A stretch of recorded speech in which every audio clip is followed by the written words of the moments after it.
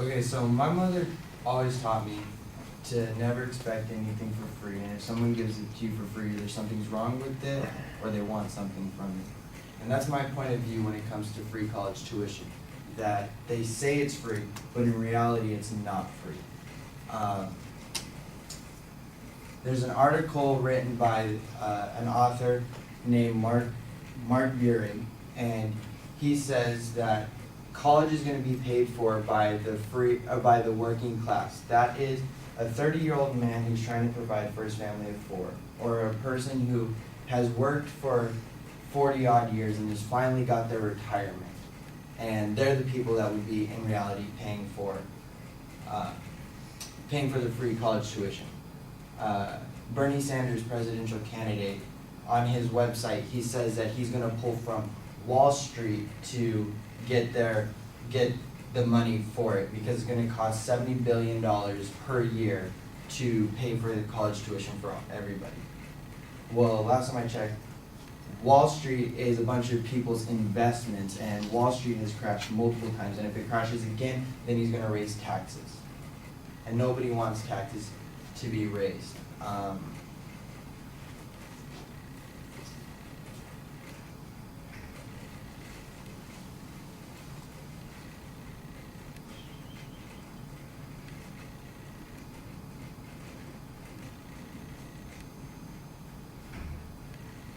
But yeah, like I said, his ultimate goal would be to tax Wall Street or raise taxes, and I lost everything I was going to say because I don't have this stinking note card. Well, get the note card. I don't have one written out. You have an outline? I do have an outline. Get your outline.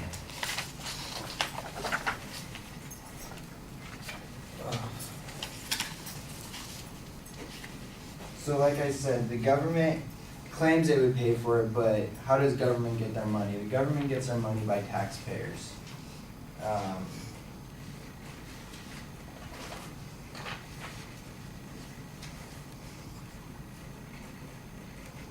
And if he was to raise taxes, it would be the working class Americans that would pay for it, like our parents. And once we graduate, we would have to pay that raised tax as well, which we could pay for the 4 years of college that we go through, or we could pay for somebody's 4 years for the rest of our life to be able to do that. Along with the fact that it's another social program. And we have broken social programs such as welfare. You have people rigging welfare and ripping off the welfare system constantly. And what's to stop somebody from ripping off their free college tuition system? Along with the fact of Obamacare, which is the Affordable Care Act, which I've had family members trying to sign up on it, and it's not affordable whatsoever. So in my opinion, I believe that free college is just going to bring people who aren't serious about college and want another thing for free. It's going to be another broken social system, and in reality it's not free because somebody's paying for it at the end of the day. Thank you.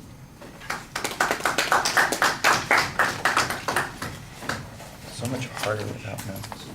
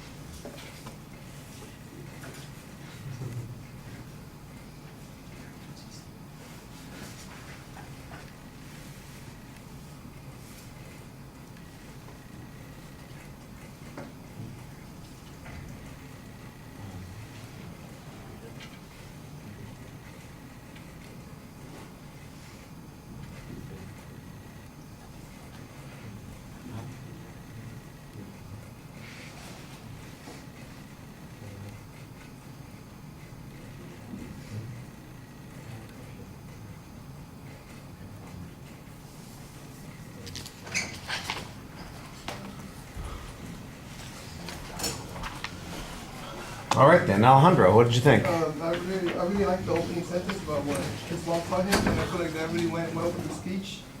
And I feel like there was a lack of preview. It went straight to his topic.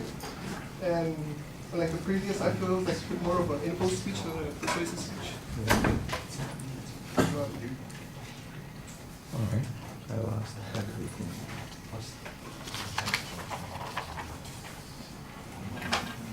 Now, Jacob, I thought you started off pretty well. I mean, I like the aphorism that you have at the beginning and the application to free college tuition. I think you've got a good transition there. And then things start kind of breaking down a little bit, that you need to have a setup of the structure. You know, part of that is to help remind you of what it is you're going to say also. So if you've got that structure laid out for yourself, you're less likely to run into the problem that you have, because you can remind yourself, oh yeah, these are the points I was going to talk about. As it is, it doesn't sound like there is much of a structure. You go right into your argument, and you make the argument that Bernie Sanders claims it's going to be paid for by Wall Street, and then you kind of criticize Wall Street as an option. Now, you're right that there's a lot of investment on Wall Street. For the most part, it's a lot of people. I think you want to kind of explain how much money is on Wall Street that comes from other people. For example, it's the State Teachers Retirement Fund invests in these kinds of programs there, or that it's the Iron Workers of America whose union has their pension plan invested in some group, or it's average Joe Schmo who has 100 units of stock in some company, and that's kind of what they're planning their retirement on, or any of those kinds of things, so that we can get away from that notion that Wall Street is just about multi-billionaires who are playing with other people's money, and say it is other people's money, but it's money that they are developing for a variety of people, and taking that is going to be problematic.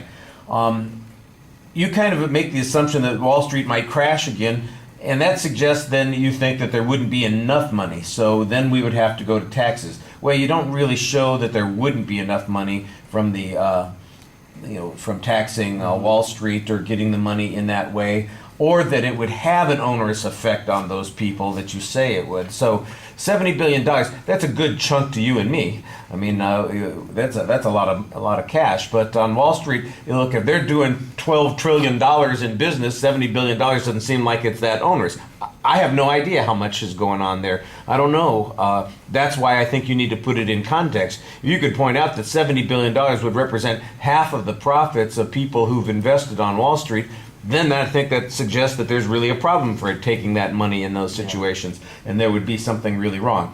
And then the idea that crashes happen, and then we would be stuck because we would still have the obligation to pay people for college, but we wouldn't have the money to do it, and the only alternative then would be to raise taxes. That's a reasonable argument, assuming that you could show that such things are likely to be probable. Have they happened in the past, for instance? When you make the argument that says, look, it's just going to be another one of these programs that gets violated, I think that that's not a bad argument to make, that in essence we get too much government intervention in programs, and that they often run off course. Welfare gets abused, the Affordable Care Act doesn't do what it promises. There's always bureaucracy and problems that come along. We think the best way to fix a problem is to point money at it, and it doesn't work, and it doesn't produce those advantages. And your argument is that this is going to be the same kind of thing. But why is it going to be the same kind of thing?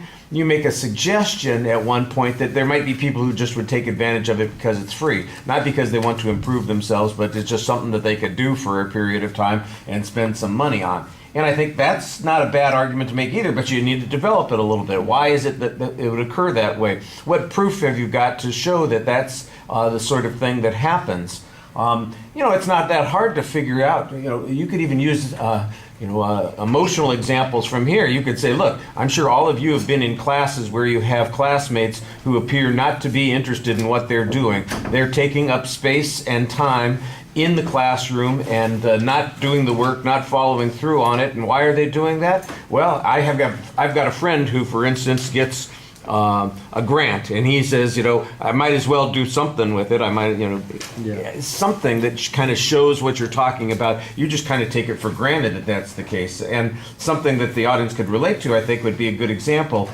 there. And then that would tie in with the free education thing.